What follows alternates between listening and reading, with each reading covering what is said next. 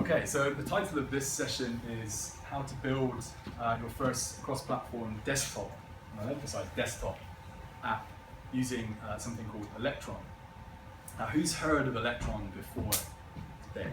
Okay, who's used it to do anything kind of substantial, or used it in any capacity? One person. Cool. Okay, well that's good. I always like it when if everyone had kept their hand up and said, yeah, I've built loads of apps with it, I'd be like, oh dear. I'd be like, shit, I'm not going to be, not going to probably, because I'm still not that experienced with it. It's a relatively new framework as well, new thing. But that's good, so hopefully you'll get some interesting things from this talk. I didn't give my name, it's Kevin, and I work for a company, a consultant basically for my own company. And in terms of agenda for this session, I'll explain what Electron is, first of all, in a little more depth. I'll talk about who uses it, also kind of where it comes from, its history, and so on. Differences to other kind of equivalent frameworks, because Electron isn't the only means of building a desktop application using JavaScript. There's actually a few. Really, the main one is something called NoWebKit.js, which has been around longer. So we'll just kind of talk a little bit about the differences between Electron and Nw.js. Also, when should you use it? And that's kind of an interesting thing. Because on a sort of side note, I actually think it's kind of reaching a point of kind of reasonable maturity as a thing. Now, of course, you don't always need or want a desktop application, whatever your product or service is, and you certainly probably shouldn't aim to just kind of build a mirror of your web product if your thing is a web thing. Of course, by being JavaScript practitioners, a lot of us are going to be building web-based stuff, quite likely. But it does raise an interesting question, I think, because you can build complementary things. And it's the same when building a mobile app. Now, of course, if your product or service is mobile first and it's just a mobile thing, then you may not even have a web aspect to it. But let's say you're kind of web first with perhaps a mobile app, you could consider a desktop app to sort of fit into that bigger picture. Perhaps if you had some image, just processing stuff, you could build a desktop app as an image uploader that has a sort of certain character, certain value, but not trying to just replicate the whole of what your product does. We'll talk more about it, but because it's getting so much easier to build desktop apps using this technology, as you'll see, it bubbles up these interesting considerations that you could build some complementary stuff to your overall product or service. Then we'll dive into a little bit more technical details. So we'll just kind of look under the hood at some of the technical things going on, and then kind of a hello world. And I always like to do a hello world, which is a kind of cliched, obviously, writing hello world to the screen in whatever the context of the language or the framework is. And then something a bit more sophisticated, often sometimes referred to as hello universe. So obviously taking it beyond the trivial, which obviously usually hello world is, to something a little more. So we'll look at that. And in there, we've blended in like React.js, and one of the visual frameworks, something called Photon, which is almost like the bootstrap of this world in some ways. Gives you a kind of visual baseline to work from. And then kind of close out with just talking a little bit about packaging and deploying it, because obviously it's a desktop app, so actually you have to package it up. Quite easy to distribute, either just by sending people the binaries, .app or .exe for Windows, .png, short for Linux, it does support Linux as well, or considering putting it into like the Mac App Store, if you want to go that route as well. Cool. Okay, so let's just step back a little bit and explore what it is. So, in quotes from the website, it's a cross-platform, it's a platform or a framework to build cross-platform desktop apps with web technologies. Its history, it was created by GitHub. Everyone heard of GitHub, hopefully? Maybe not. As a means of, or the underpinnings of something called Atom, which is their open source IDE. Well, they open sourced it eventually, it wasn't originally open source. But it's their IDE, so the equivalent of Sublime Text or TextMate or Studio. They created an IDE, and in doing that, they built it using these web technologies, and they called Atom, and they created this thing called Atom Shell, which was the original name of Electron, and they open sourced that thing called Atom Shell in May of last year, so not that long ago. And then they renamed, I'm not sure the exact time when they renamed it, but Atom Shell obviously is perhaps not as friendly a name as Electron. And as it's evolved, then it's become this kind of quite rich and stable, mature thing with which to build desktop applications. I say sort of, I don't know how much of it was built by this one guy. I think he's based in San Francisco now, but actually a mainland Chinese guy for a long time based out of Beijing. That he was contracted by GitHub to build Atom Shell, which formerly, which then became Electron. So I was kind of impressed. This dude's pretty legendary in this, in terms of this field or this area. Okay, some of the core features. I mentioned this a little bit already. Obviously, it's all about using the web tech, so HTML, CSS, and JavaScript, coupled with Chromium and Node JS. So Chromium is the open source sort of underpinnings of Chrome, the browser itself. So behind the scenes, although Chrome is a proprietary thing owned by Google, they open sourced the browser technology and the whole thing under the name Chromium. Electron uses Chromium and Node JS to power the desktop applications that you build with it.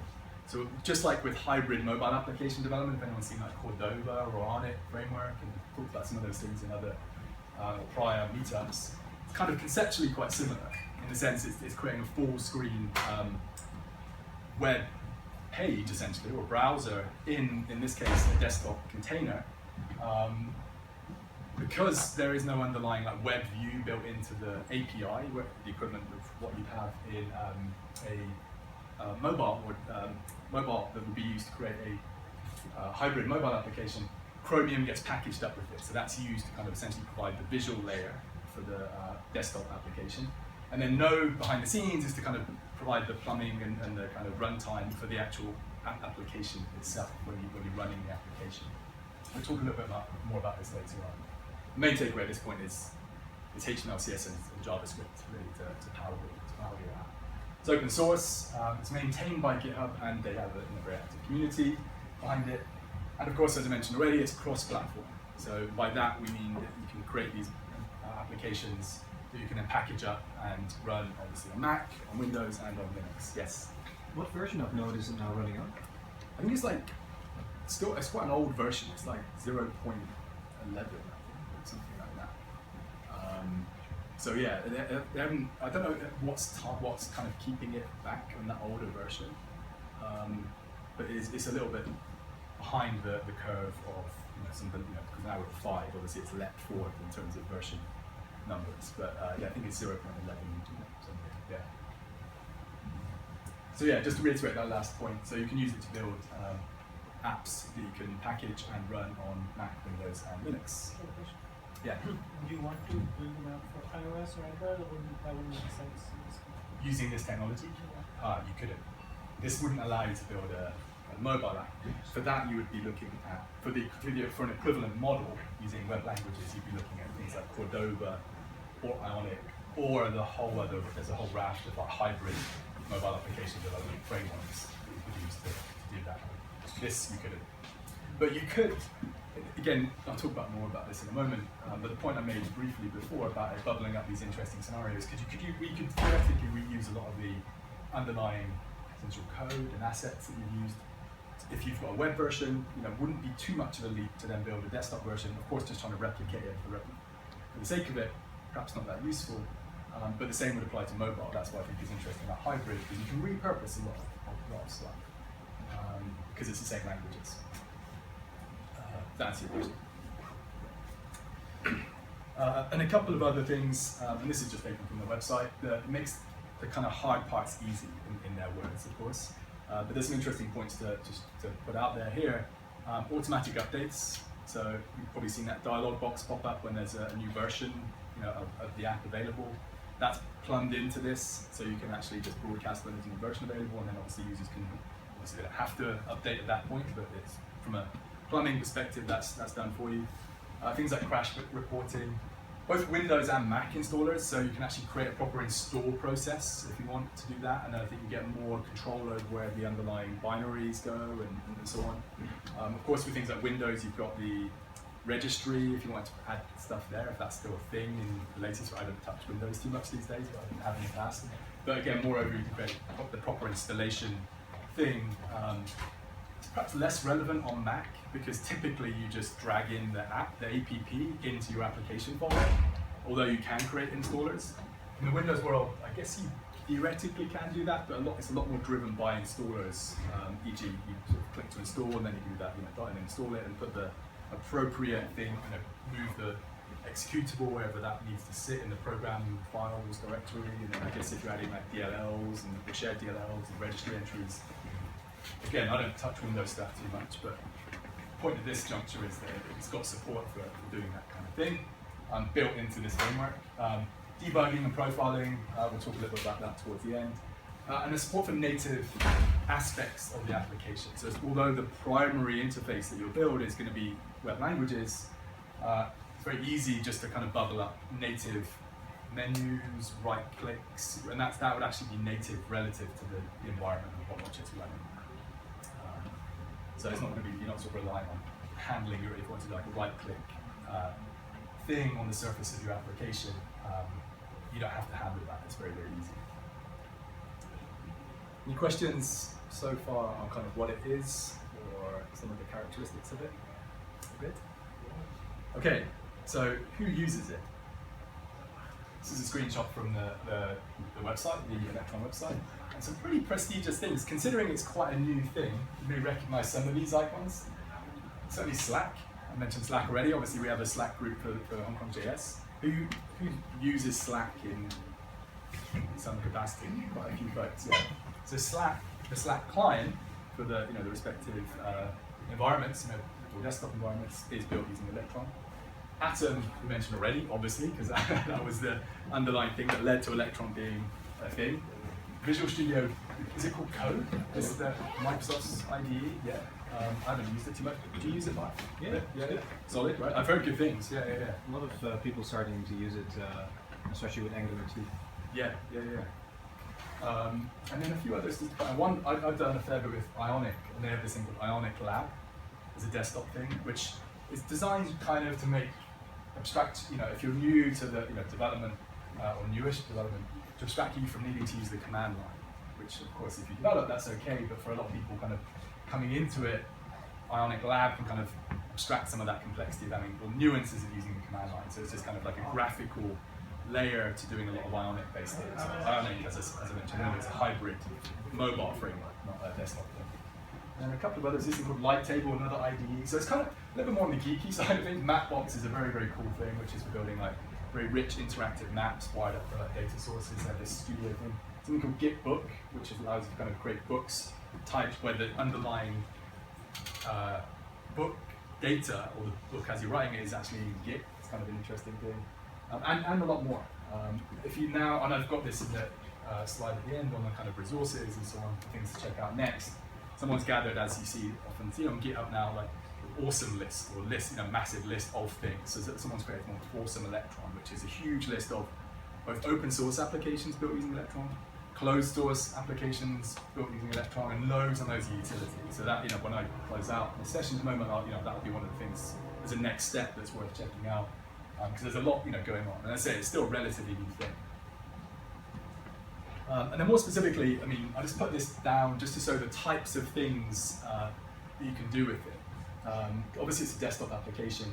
Now, you wouldn't want just the same kind of caveats to would apply if you're building a hybrid mobile applications. Anything that's very graphically intensive or super intensive, or in some capacity, you probably wouldn't want to go this route. You probably want to build it the more kind of native route, so to speak. But I just listed out a few of the ones that were on that prior slide, and a few that aren't, in fact. But obviously Slack's for messaging. Now, of course, Slack also has a web interface too, and you could just comfortably live in there and use the push notifications that are built into Chrome. But of course, by having the Slack client, it's a richer experience. It persists things better and so on when you reopen it and so on. Arguably a bit faster. WordPress just announced. Did everyone see that announcement about WordPress moving their front-end admin panel over to Node.js and React, which was just insane, because it's long been this bastion of PHP and generally a bit of a garbled mess of code, although it's got better over subsequent releases. But anyway, they announced that, they're not announced, but they put out this thing called Calypso, where they've got the admin panel now built as a Node.js/React thing. And they also, at the same time, announced a desktop application to work with WordPress built using Electron. So if anyone maintains WordPress blogs, you can install this desktop application. Again, it's just a slightly richer experience than going through the browser. A few others. This one I just wanted to pull out Avocode, which is actually heavy on the client-side file manipulation. So this, what they're trying to do, I think they're doing a pretty good job of it, is join the dots between the design world, so people that author stuff in like Sketch or Photoshop or Illustrator, and then typically that handing over to developers is kind of clunky at best. So Avocode allows you to kind of mark up the assets with like hex values for colors, widths and sizings of things. And as far as I'm aware, it's actually all that heavy lifting in terms of analyzing the PSDs or sketch files and so on is done in the client side, and it's a Electron-based app. So of course you can, by virtue of it running Node, you can use the file system module to query the file, system, and obviously load files into memory and do all that kind of heavy lifting stuff. It's Node side, which of course isn't a server side as Node typically is, but it's Node running in the context of an Electron application. So in this case, as far as I'm aware, all that heavy lifting with the file manipulation and querying of the PSDs or whatever asset type it is or file type it is done in the client. So that's another interesting example. And this is, actually, I've got this running now, so it's like this micro stock, what's called micro stocker. And if you sell photography online, which I do sell some through things like Shutterstock, it gives you this kind of interesting visualization of your photography sales and so on. And you can wire out to many, many different stock photography sites. So then they got some nice visualization there. And this Boost was an open source thing. It's a team in Japan building it. It's kind of Evernote for storing code snippets. And so there's a whole load of stuff going on. Yeah, Chris.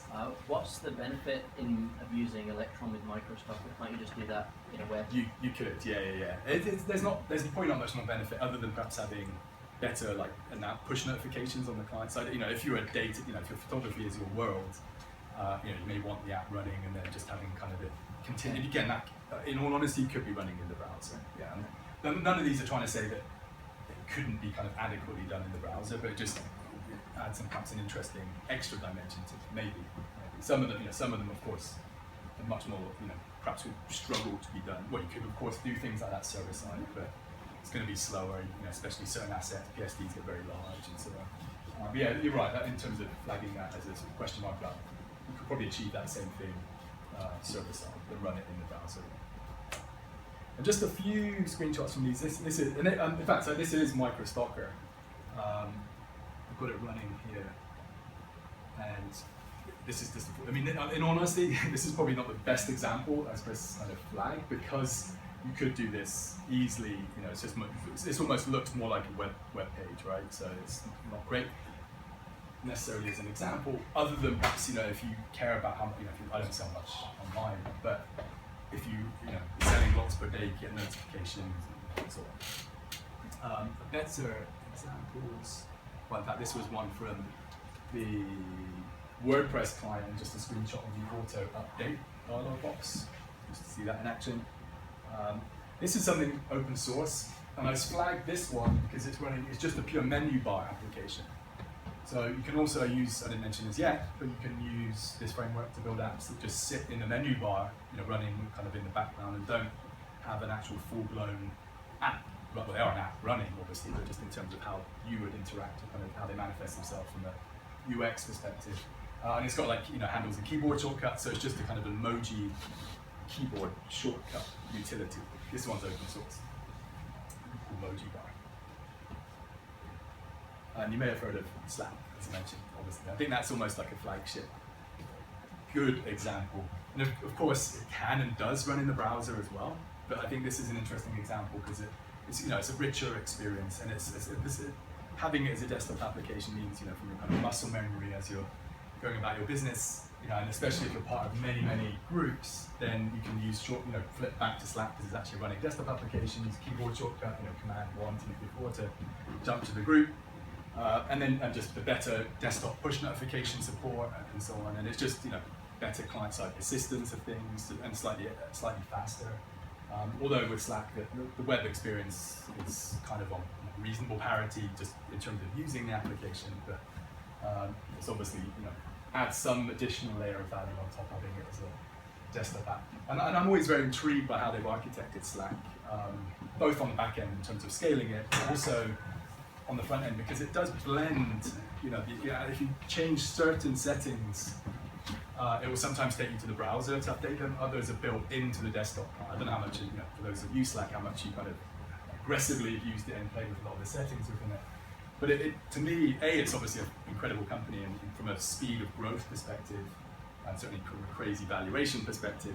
But in some ways, I think they're pushing the boundaries in terms of that blurring of the line of, you know, web, pure, you know, from the web experience, from the desktop app experience, which obviously is a kind of a hybrid desktop app, through to the mobile. I think their mobile applications are native. I don't think they're built hybrid. But you could, and certainly if you're starting out and speed of time to market was of the essence, you could build a hybrid app, mobile app, and then be, you know, covering all the bases of platforms from desktop, web, and mobile. You know, probably in the optimal time.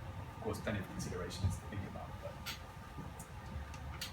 cool. Any other questions so far? Okay.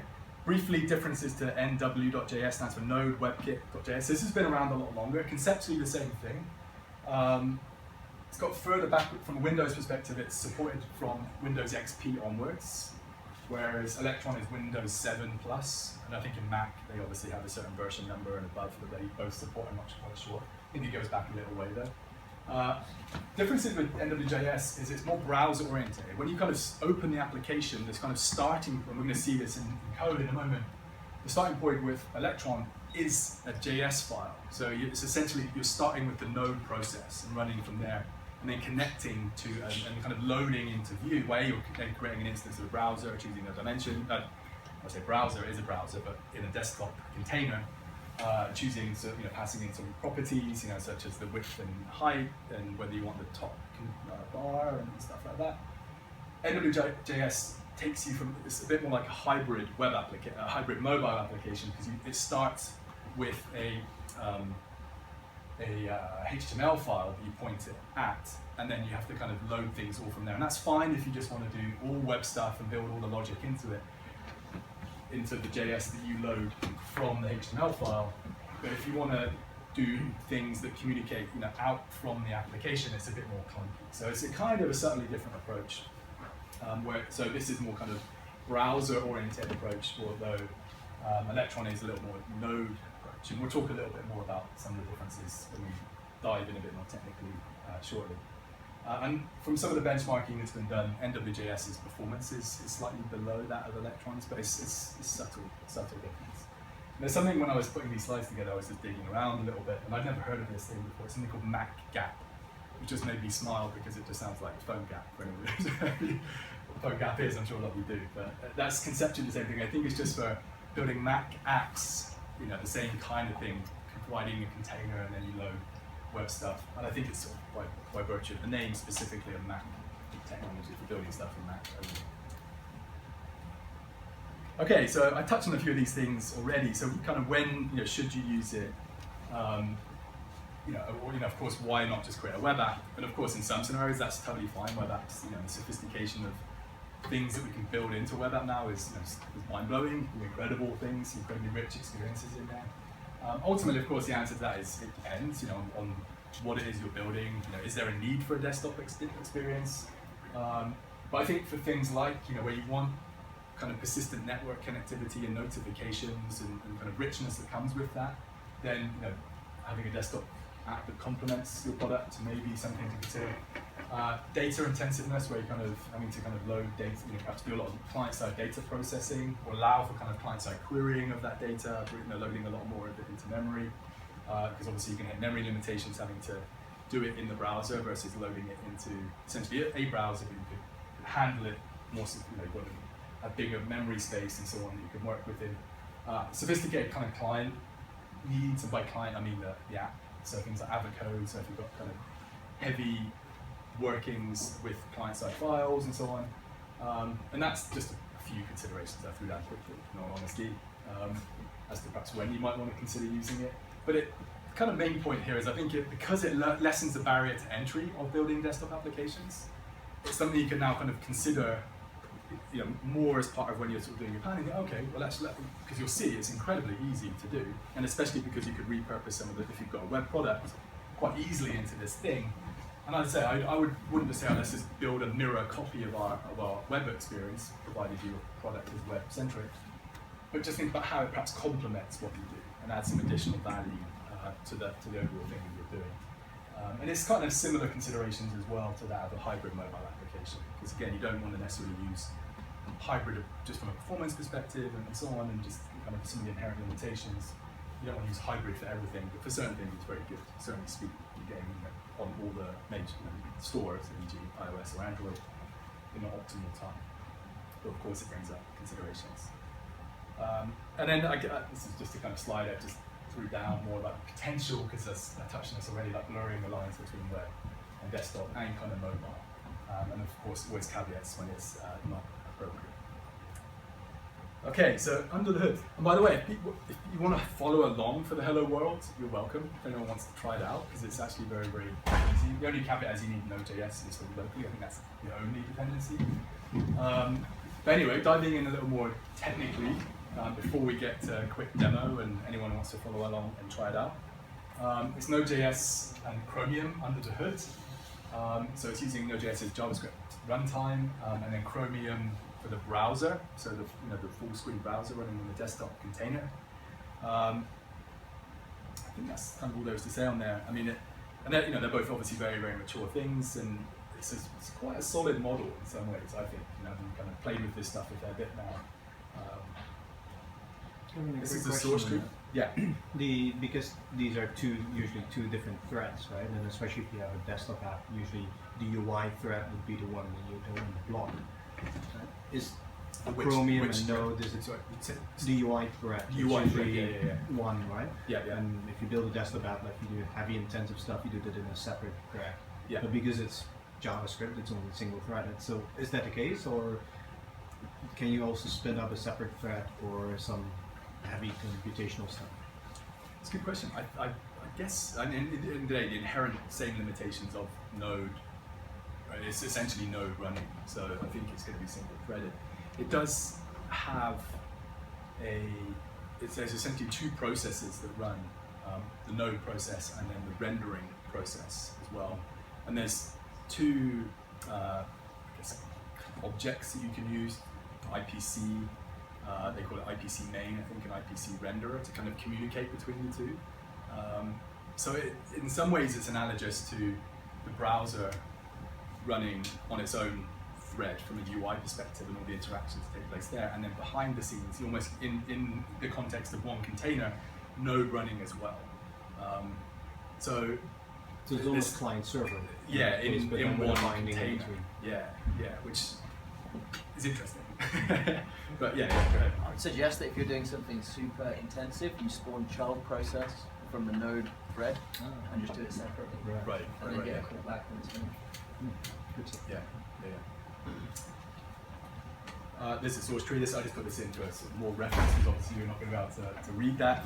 But within there, this is within the Electron binary that we would run.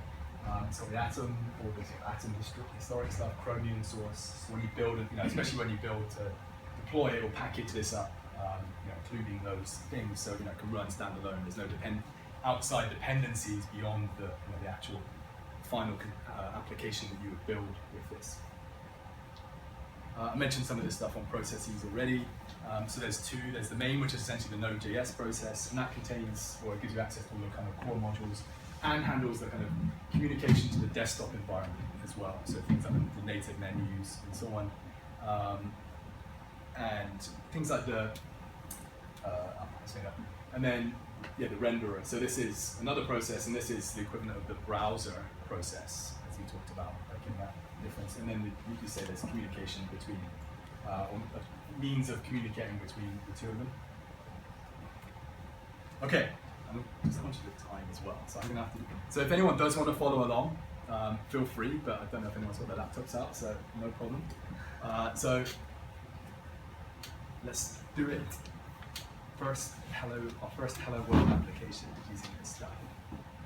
So I will make a directory. Can I resize this a little bit? Does anyone actually want to follow along, or we're just to see on the screen? Can anyone see that? Okay. So we'll just create a new directory for our application. We'll call it Electron, HKJS, something like that.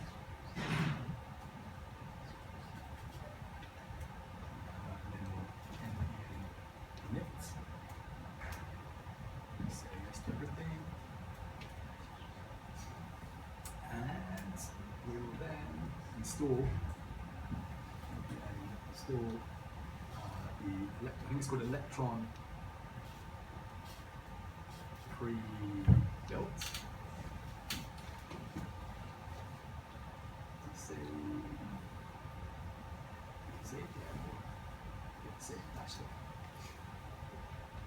So this might actually take a moment to pull down the Electron pre-built binary. So this will put it in the npm modules, and then this is the underlying kind of binary that we can use to actually spin up our application straight away. So this is kind of the fastest forward.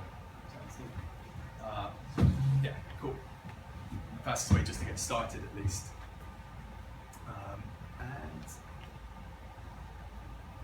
Okay, so then, so right now if we look at what we've just got our package.json and our node modules.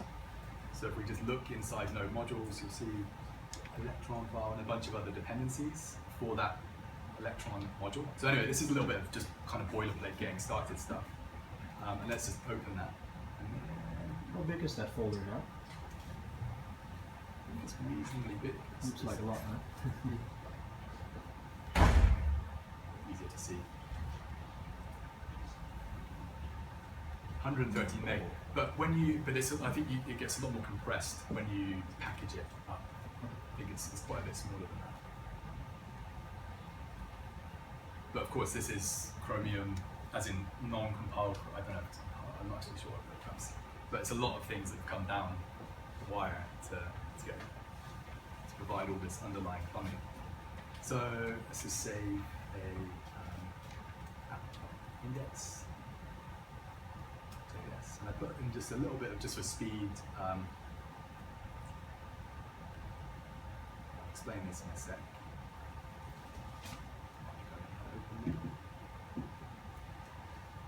So that now we're going to be instantiating a couple of modules, or referencing a couple of modules, and then one of them being the app, or the main. Can you make that larger, please? Yeah, sorry.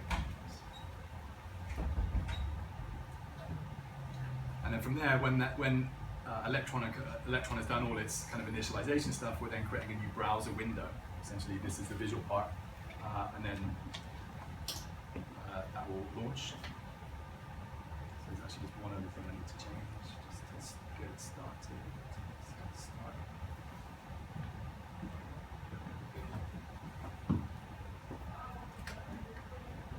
I think that's it.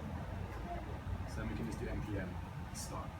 So right, just to sort of see what we've got in place now, just got a little bit of boilerplate stuff there, just to look, create an instance of the Electron process, the browser window. When it's done its initialization and everything's ready to go, we're then creating a new instance of the browser window and passing in a couple of parameters for the width and height. So there we go. There's nothing in it yet, but this is now a desktop application, and you'll see it's even got its own. Ship it. Thank you very much. So yeah, that's a desktop application. Obviously no interface to that yet, so it's probably the world's most useless desktop application, but it is a desktop application, as you can see, with its own. There's no, still got the name Electron, all the defaults are still present, of course. But pretty cool, right? So is that released?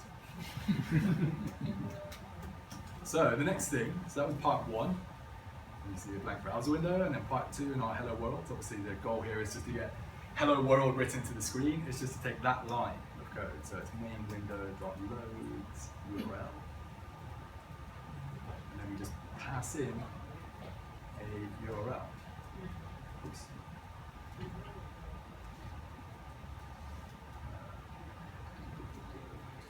Right. And then we'll call it index.html. So this is going to be our initial page where we see hello world.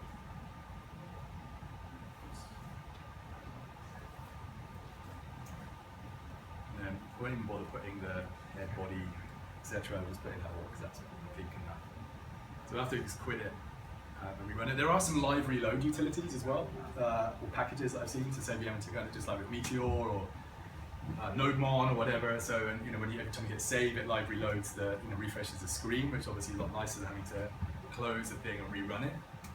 Again, sorry if you can see that. I just closed it and restarted. I missed something.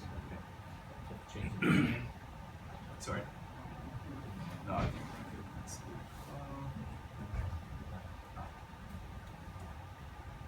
This time you can actually stop it from here.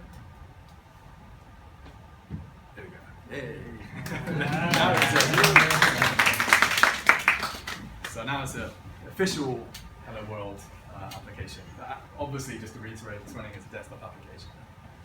So pretty underwhelming in some ways, other than that it's kind of cool, with very, very little stuff there. A few kind of commands, obviously did it quite quickly, just in the interest of time.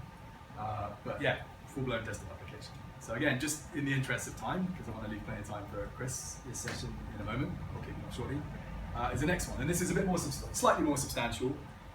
Certainly not as substantial as some of the other great open source projects that are out there, which I'll leave you with at the end as the list of things to check out. There's obviously a lot of them.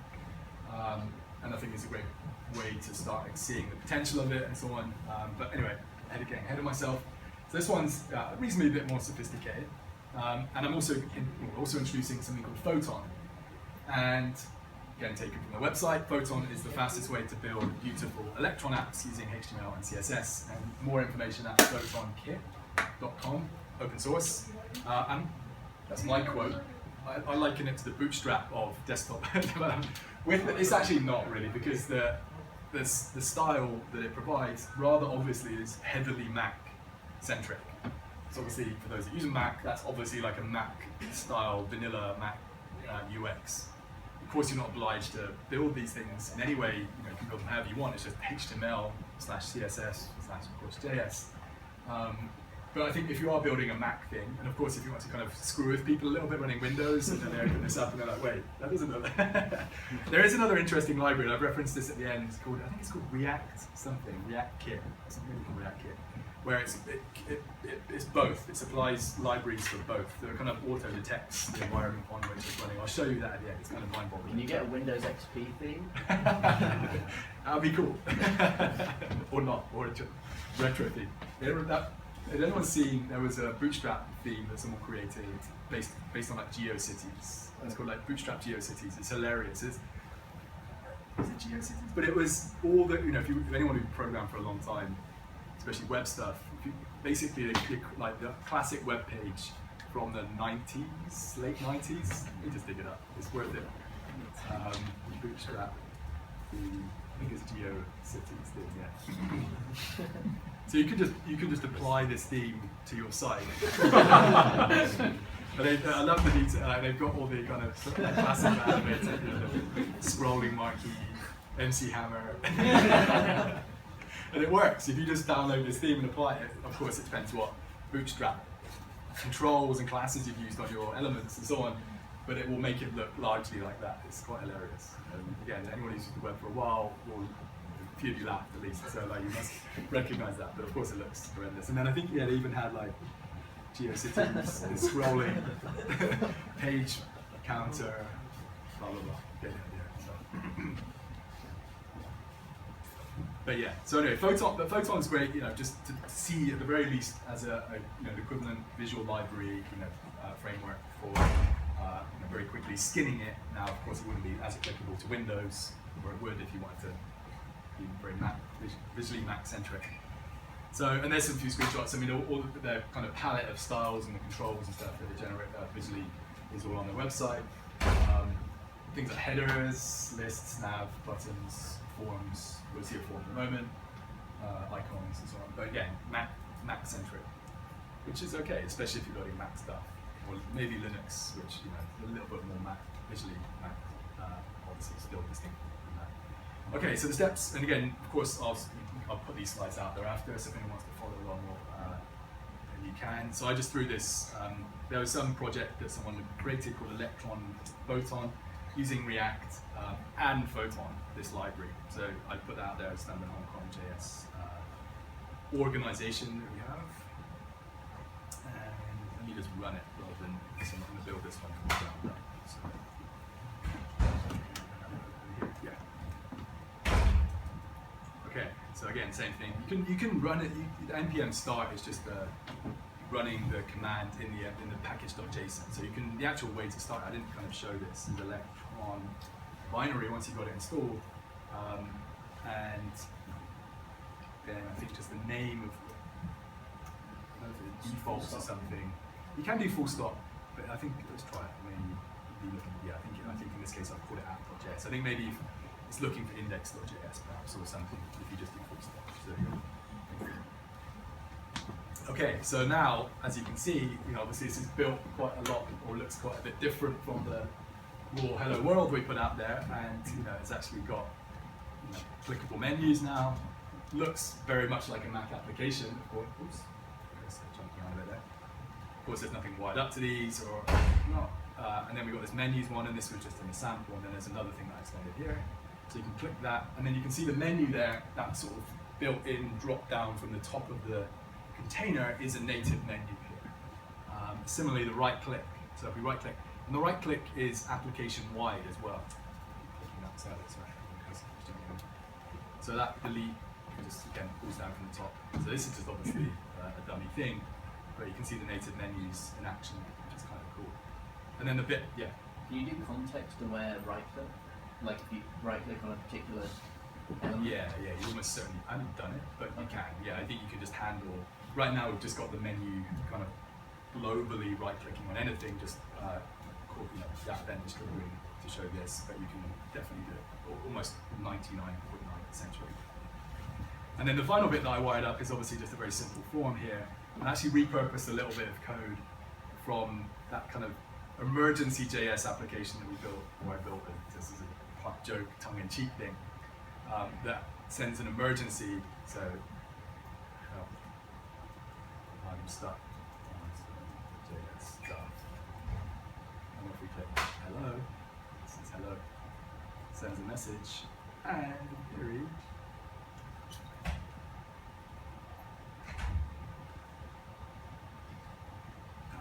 I don't know why the push notification didn't come through. So it sends it through to our temporary Slack channel that I set up a while ago for inbound JavaScript emergencies. Obviously, it was a kind of joke thing, but it's pushing it through to that. See, kind of funny-ish. But the things to note in this one, and just in the interest of time, I haven't really got too much time to go through the source code here, but I'll send these slides out and you can obviously check it out and even use this as a building block, or just a thing to play around with and get familiar. We're actually using React for the views, and of course you're not tied to using React. You can use any front-end framework, Angular, etc., Backbone, whatever. If you've got a preference, it would just work. It's not in any way forcing you down the path of anything. It's just like you can use any framework for a web application that you're building. Same rules apply for this. It's just a kind of blank canvas. Obviously, the difference is that it's running in a desktop container. We're passing some more parameters into the browser window. You probably didn't notice it, but it didn't load a certain extra header thing at the top. Let me just jump back to it. So this is actually in our window. This grey bar here is part of our application. So we actually kind of very upmost line there is the start of our canvas. So this header is actually in our markup. So that's one parameter that we passed in there, and a couple of others.